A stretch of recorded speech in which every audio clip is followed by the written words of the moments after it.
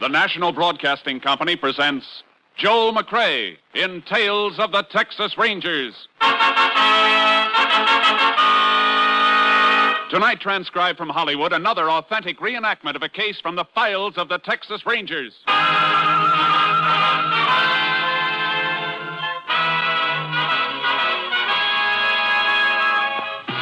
Tales of the Texas Rangers, starring Joel McCrea as Ranger Jace Pearson. Texas, more than 260,000 square miles, and 50 men who make up the most famous and oldest law enforcement body in North America.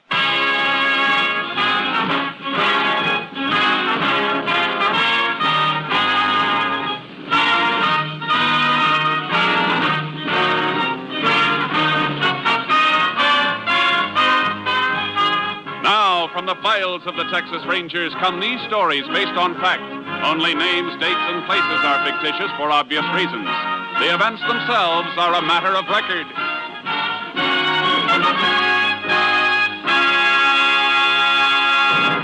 Case for tonight, hanging by a thread.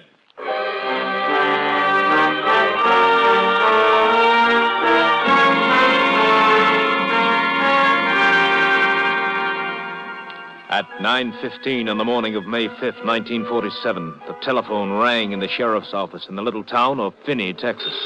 Sheriff Hansen answered it. Sheriff's office, Hansen speaking. Sheriff, this is George Hawks. How are you, George? What can I do for you? Nothing now. Nobody can. How's that? I just called to tell you I'm going to kill myself. What did you say? You heard me. It'll take you 20 minutes to get out to my place. By that time, I'll be dead. Now, wait a minute, George. What? Hello? George! Operator! Yes, sir? Oh, this is the sheriff. That caller just came in here. Where was it from? One moment, Sheriff.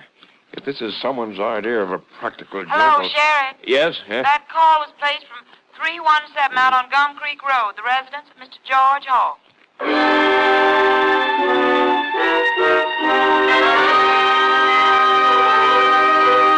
The sheriff raced out to the Hawks Ranch and found George Hawks dead, hanging in the barn. Then he made another discovery which prompted him to put in a call to the Texas Rangers. Ranger Jace Pearson was assigned to the case and drove to the Hawks Ranch to meet Sheriff Hansen.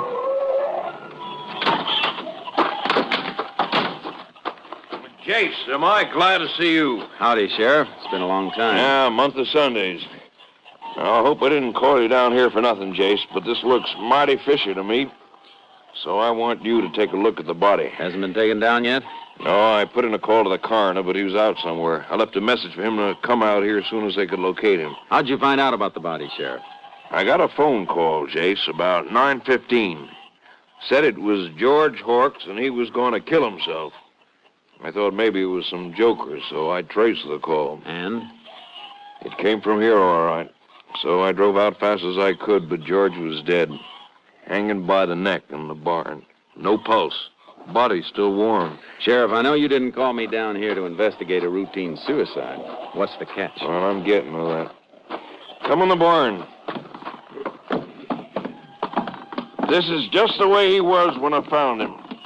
You notice that's a wire he's hanging from, not a rope. Yeah. Cut off the clothesline, probably. Yeah. How'd you know? Guessed. I saw the clothesline had been cut, part of it dragging on the ground in the yard. You Rangers don't miss much, do you? Not if we can help it, Sheriff. Well, I want to show you something I found. Look at this, right under the body. It's an oil drum. Right. And the exact position I found it in, on its side.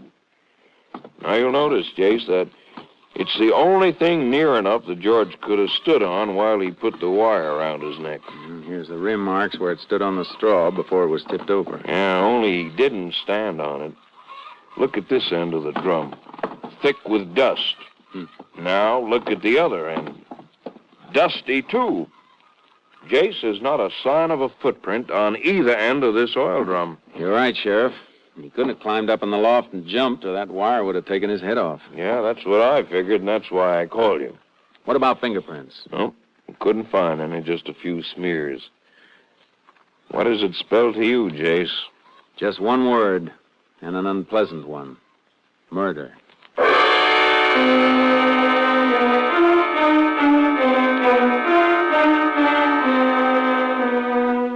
I got my camera out of the car and took pictures of the body. And we took down the broken clothesline and nosed around for more evidence. The sheriff went up to look over the house while I combed the barn. How'd you make out up at the house, Sheriff? Nothing, Jace. Absolutely nothing. No note from George. Everything tidy. No sign of a struggle. Funny nobody's around. Who would be ordinarily? His wife, Millie. One of the hands. He had 2 men working for him last I heard. How you coming, Jace? I found a couple of things, but not the thing I want. What's that? The tool that was used to cut the wire he's hanging on. All I found in the barn here was this pair of rusty pliers. Well, couldn't they have been used to cut it? No, Sheriff, they wouldn't cut butter. Besides, the cut's too clean. How about footprints? No luck yet. But I think I've found what the killer stood on to string the body up. What? The stepladder. I found it under the tool bench. Been used lately. Marks in the dust where it'd been dragged out and then pushed back.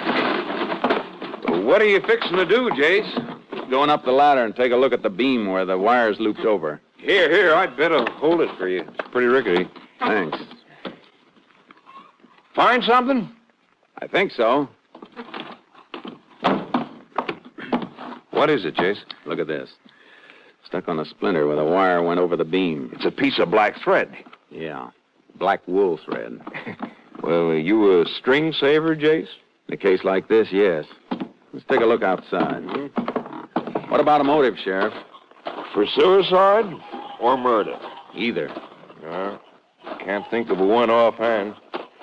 George was a pretty normal guy. Happily married. Didn't have any enemies that I know. How about those 2 hands you mentioned? Well, this new one, Brad Johnson, been working for George about 6 months. Only met him a couple of times. Seemed to be all right. In a quiet sort of way. And the other? Old Tom, oh, he's okay. Drinks a lot. George used to fire him regular and then take him back when he sobered up. There's no good footprints in the yard here. Nope. Ground's packed pretty hard. Oh, Sheriff. Car coming up the house. Is that the corner? That? Well, no, that looks like... Well, sure, that's George Hawk's car. That's Millie driving it. Mrs. Hawk's. Come on. We'll have to tell her, Sheriff. This is the only part of the job I really hate. Yeah, I know, Jace. Sheriff, what are you doing out this way? And... Morning, Mrs. Hawks. This is Ranger Pearson. Howdy, ma'am. Ranger? What's happened? What's the matter? I'm sorry to have to tell you, Millie, but George... Something happened to George? Yes. He's dead. Oh, no. No. Come on, Mrs. Hawks. We'll take you to the house.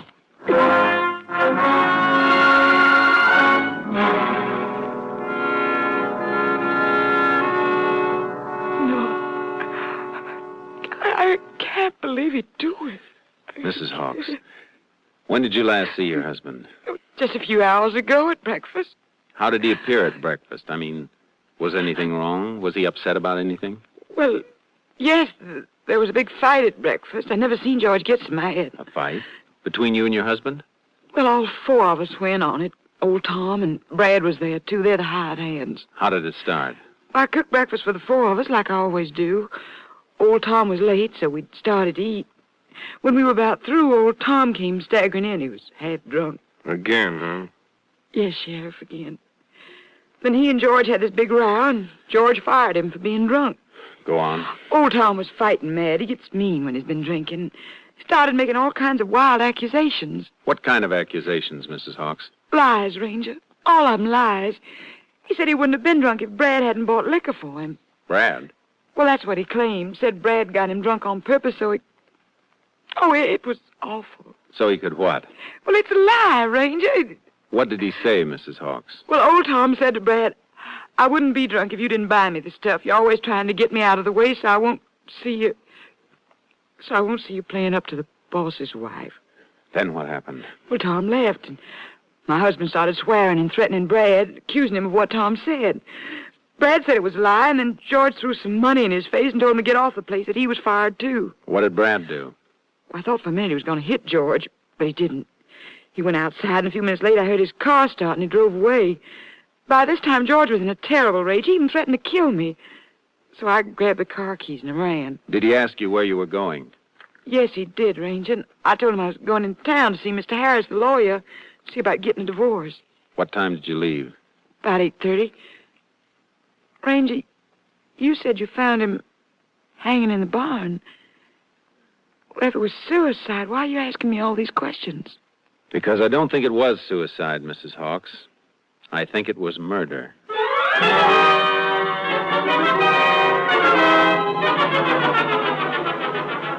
After the coroner and the doctor arrived, the sheriff borrowed a horse from the corral. I got charcoal out of the trailer, and we headed for Tom's shack up in the hills.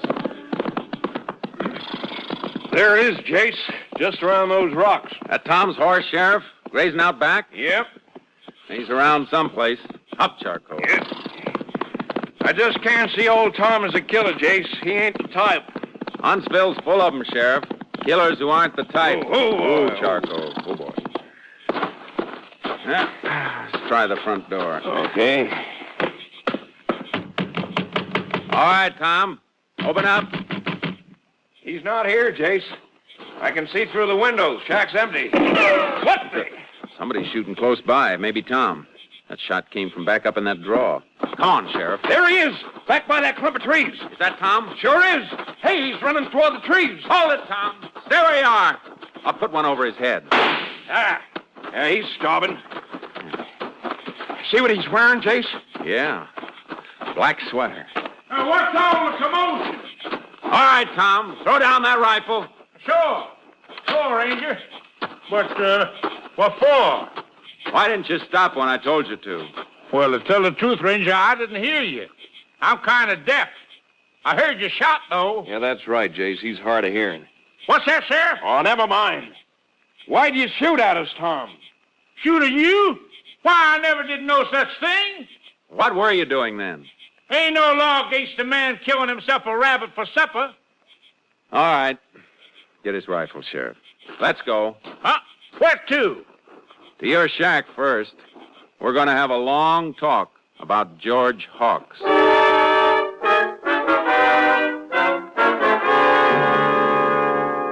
I'll tell you, Ranger, I didn't know George was dead until you told me a minute ago. What call would I have to kill him? If he was killed, he was my friend. You don't seem very clear about what happened this morning, Tom. Well, I was a bit foggy. I had me a couple of nips. But I do remember George getting mad and firing me. What happened after that? Well, I took a few more out of the bottle in my saddlebag. I don't remember much after that. I must have rode up here and fell asleep. Woke up a while ago. I was hungry, and I went out to get me a rabbit. Tell me, Tom, do you often draw a blank when you've been drinking? Do I what, Ranger?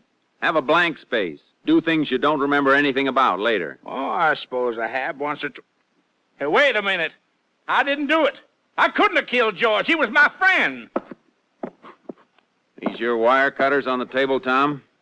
Oh, yeah, they are. I'll take them. And I think you'd better come along to town with us.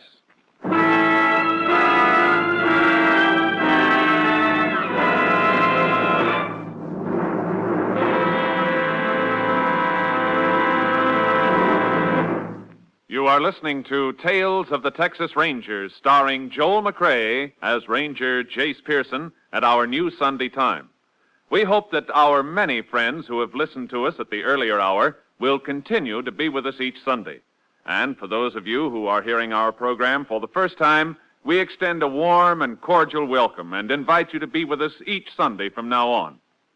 And now we continue with tonight's case, Hanging by a Thread, an authentic story from the files of the Texas Rangers.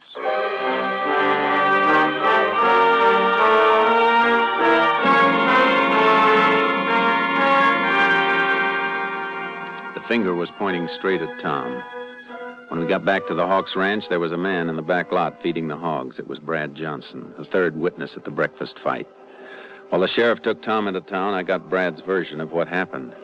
And then he threw the money in my face, Ranger. $30. Told me I was fired. I wanted to hit him, but I didn't. Then what, Brad? Then I got my duffel bag, threw it in my car, and drove off. Where'd you go? To Finney. Drove around town for a few minutes, and then I went to the White Spot Cafe and had a cup of coffee. What time was this? When I was in the cafe? Oh, about 9:30, I guess. Why'd you come back here? Well, somebody in town said that George had killed herself and that the coroner was on his way out here. So? Well, I figured if it was true, there wouldn't be anybody to do the chores. He fired old Tom, too. And Mrs. Hawks always treated me so friendly. Well, so I come out to do what I could. Yeah, that's very nice of you. Tell me, Brad, is there anything between you and Mrs. Hawks? No, sir. That's a lie, Ranger. Never even spoke to each other except at meal times or say good morning. What are you planning to do now? Well, I don't know. Help Mrs. Hawks till she can get somebody, I reckon. I see. Well, I gotta be moseying along. Oh, don't leave town without letting me know. Oh, I won't, Ranger. I'll be around.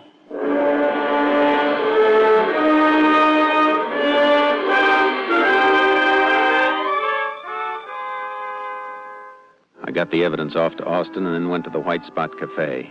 Brad had been seen there at 9:30, and Mrs. Hawks had been with her lawyer half an hour before. I radioed headquarters that I was staying over in Finney, and about 9 that night, I got a phone call. Hello? Jace, Captain Stinson.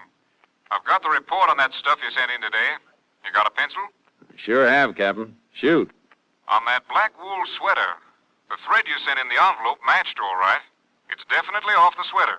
How about the wire cutters? Well, afraid I got a disappointment for you there, Jace. They couldn't get a match. I'm afraid the murder wire wasn't cut with the tool you sent. Are you sure, Captain? The boys in the lab are. They made sample cuts with every millimeter of those blades and couldn't match up a single one with a murder wire. Oh. What kind of a fix does that put you in, Jace? Oh, I'm not sure. Well, thanks, Captain. I'll keep in touch with you. All right, Jace. Good luck.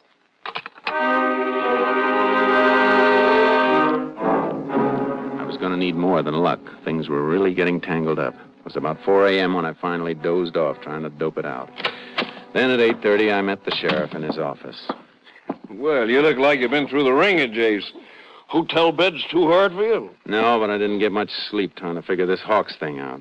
Looks like we'll have to let old Tom go, Sheriff. Why? What's up? The lab says Tom's cutters didn't cut that wire. They didn't? No.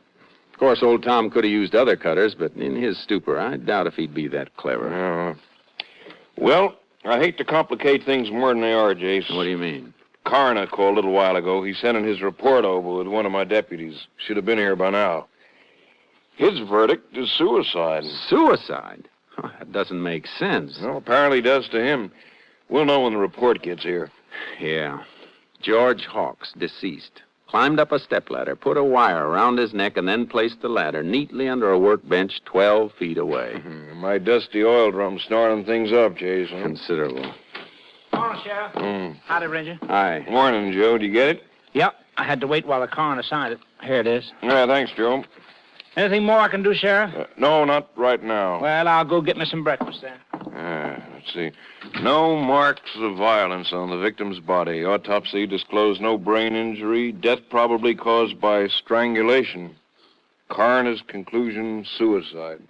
Signed G. Parker, coroner. There it is, Jace. Couldn't be. Now, here's something from the doctor. I examined the body at 11:30 a.m. It is my opinion the death occurred approximately 3 hours previously. Hey, wait a minute, Sheriff. Well, what is it? That'd make it about 8:30 when George died. What time did you say he called you? At 9:15. Great suffering. Sheriff, are you sure it was George who called? Well, now that you mention it, I'm not sure. Said he was George. Could it have been somebody else? Yeah, I suppose so. It's beginning to piece together, Sheriff. Whoever it was could have killed George, then called you and tried to sound like him. To establish an alibi. Exactly. And then pop up someplace else a few minutes later. Like the White Spot Cafe.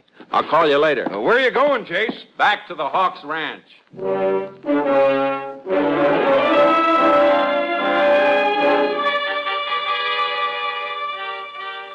When I pulled up to the ranch, Brad Johnson was running water into the big trough near the barn.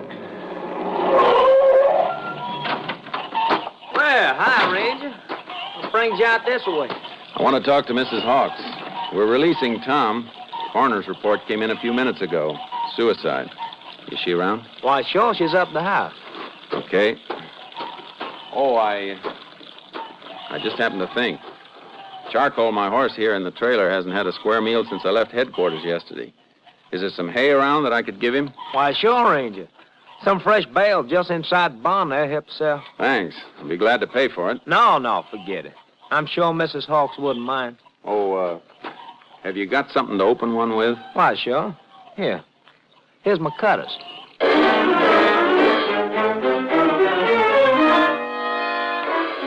I took the cutters into the barn and made some cuts on a wire sample.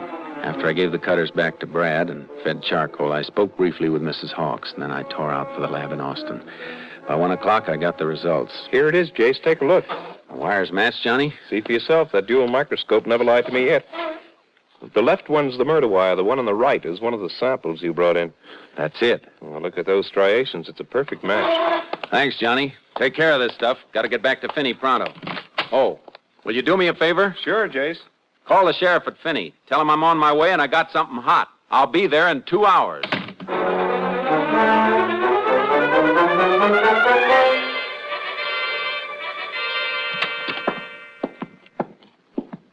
Well, Jace, you sure made good time. What'd you find out? We got positive proof the murder wire was cut with Brad Johnson's cutters. Brad's? You going to pick him up? Not right yet, Sheriff. Why not? We only know that Brad's cutters were used. We don't know he used them. We got to be sure. What are your plans, Jace? I've been thinking. Those stories that Mrs. Hawks and Brad told me, they were alike, all right. Too much alike. What do you mean? A couple of times they used the exact phrases. Mm-hmm. What about Tom and the black thread? We'll keep an eye on him, but I think he's clean. He could have caught his sleeve on that beam doing anything, pitching hay or anything. Yeah, he could have.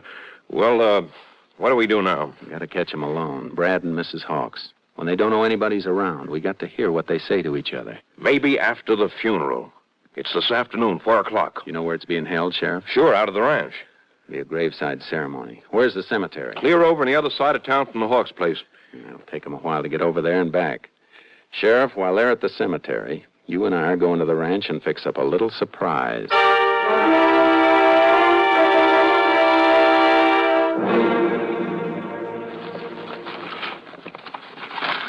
There. That ought to be all right for that one, behind the window shade. Why 3 microphones? Jace, wouldn't one do? Not if they wander around the house while they're talking, Sheriff. I want to hear everything. Yeah, but how do you know that Brad and Mrs. Hawks will talk? How do you know who'll even come into the house? I don't know, Sheriff. I'm guessing. And my guess is that after the funeral's over, somebody's going to let his hair down. Say, it's almost 5, Jace. They'll be coming back soon. I'm finished in here, Sheriff. Now all we have to do is string the wire to the stakeout. Come on.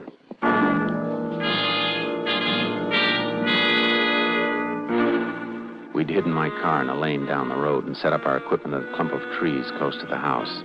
3 neighbors' cars drove up, then Brad's. We watched him as he fed the stock. About sundown, the last of the guests left the house.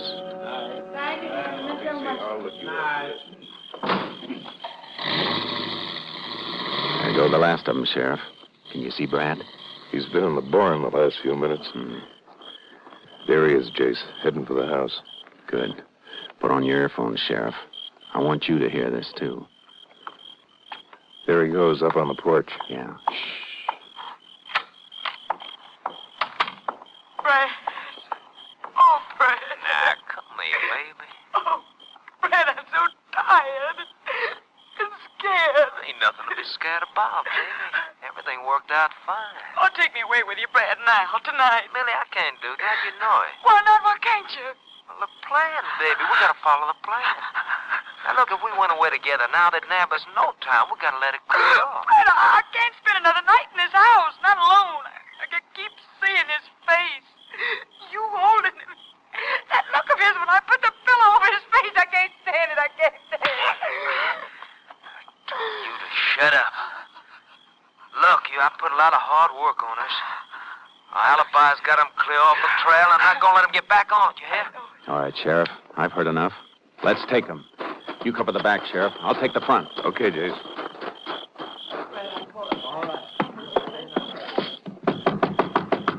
All right, in there. Open up. Ranger Pearson, open up. What do you want? You know what I want, Brad Johnson. Well, he's not here. I know different. Okay, Sheriff, let's search the house. All right, Jace. I don't know what this is all about. You'll find out. He's not in the kitchen, Jace. All right, Sheriff, work this way. Ranger, what's the meaning of this? He's not in the back of the house, Jace. Maybe he's... What was that? He was upstairs, Sheriff. Sounds like he jumped from up there. Come on. Don't see him. He didn't run for his car. Couldn't have gone far. Maybe he hit for the highway. What's that? Chickens in the barn. Something scared him, and I think I know what. Come on. If we play this right, we've got him trapped. I know you're in there, Brad. Come on out. All right. Dark as pitch in there, Jace. Turn on your flashlight, Sheriff. Take the other side. I'll look behind those things. Okay.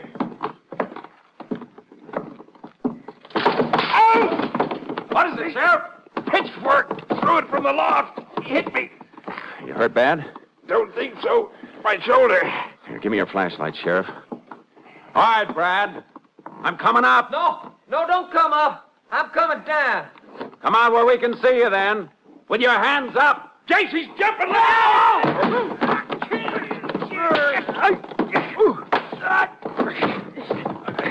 Jace, you all right? Yeah, I fell on his back, hit his head when I hit him. Is he dead? No, Sheriff, he's not dead. But I can't say he won't be, though, when the state gets through with him.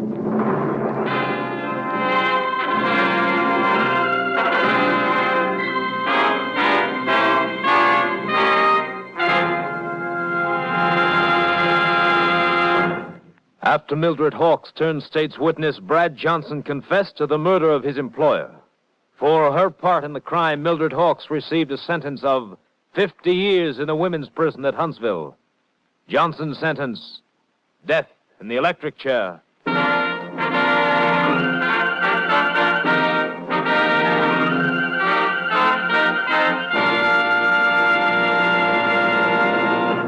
And now, here again is the star of our show, Joel McCrea. While most of the mail that comes to us here at Tales of the Texas Rangers is written by grown-ups, the youngsters have their questions, too. Tonight, I'd like to read you a postcard from a boy in Newark, New Jersey. It says, Dear Mr. McCrea, I am 9 years old. Me and my friend Tony was talking about being Texas Rangers when we grow up. How do you go about getting that job? Your friend, Tommy Cook. Well, Tommy, a lot of people have asked us that same question recently, and I guess maybe it's high time for us to tell them. First, a ranger has to serve at least 10 years as an outstanding police officer. Then he may compete with others for the job. If he's selected, he works under the wing of a ranger captain for at least 6 months, and then he's put out in the field with other seasoned rangers for a year and a half. By this time, he is, or he isn't, a true Texas Ranger.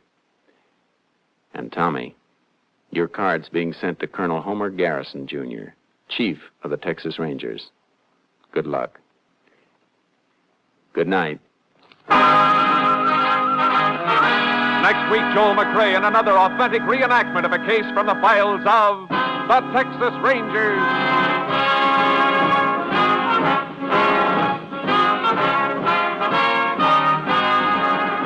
Joel McCrea is currently seen starring in the Universal International Technicolor production Saddle Tramp. Tonight's cast included Tony Barrett, Byron Kane, Betty Lou Gerson, Jeff Corey, and Wally Mayer. This story was transcribed and adapted by Andrew McBroom, and the program was produced and directed by Stacy Keach. This is Hal Gibney speaking.